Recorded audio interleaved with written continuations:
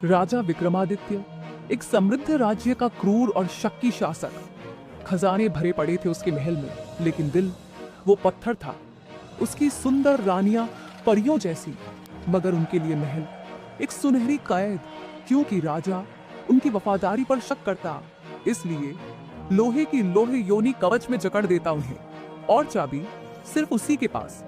फिर आई शालिनी, एक बहादुर योद्धा, एक स्वतंत्र आत्मा, जिसे राजा से विवाह के लिए मजबूर किया गया।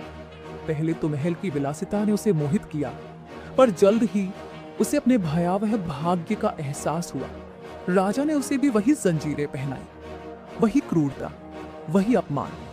पर शालिनी झुकी नहीं। उसने प्रतिज्ञा की, वो खुद को और बाकी रानियों को आजाद कराएगी। वो चुपचाप महल की हर चीज को परखने लगी। राजा की आदतें, पहरेदारों की चौकसी, महल की गुप्त सुरंगें। और तभी उसे मिला एक सहयोगी, अमर, वो सैनिक जो राजा के अत्याचारों से नफरत करता था।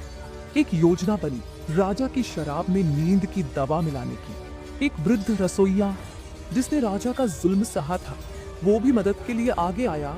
रात हुई, राजा गहरी नींद में डूबा।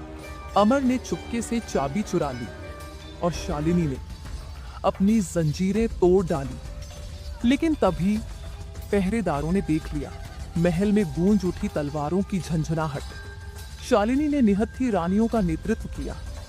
उन्होंने तलवारें उठाई, चाकू उठाए, अपने आभूषणों को भी हथियार बना लिया।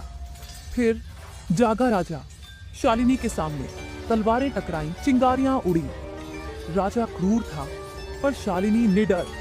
अंत में शालिनी जीती, लेकिन उसने राजा को नहीं मारा, बल्कि उसे उसी पीड़ा में झोंक दिया जो उसने दूसरों को दी थी। उसने राजा को लोह लिंग कवच में जकड़ दिया।